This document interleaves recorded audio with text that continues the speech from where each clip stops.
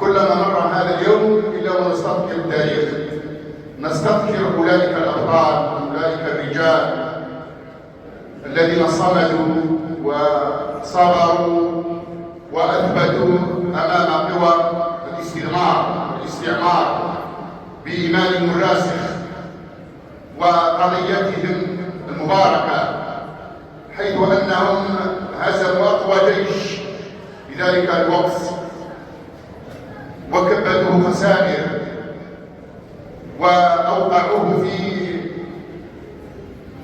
كمان كبيرة.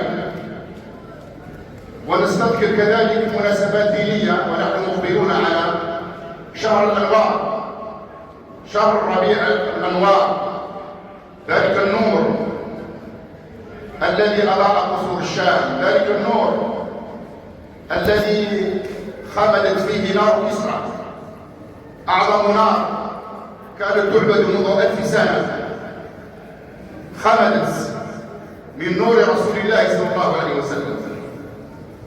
تلكم الأنوار وذلكم الربيع، ربيع الهداية، ربيع الرحمة، وما أرسلناك إلا رحمة للعالمين، ربيع الوسطية والاعتدال، لا إفراط ولا تفريط.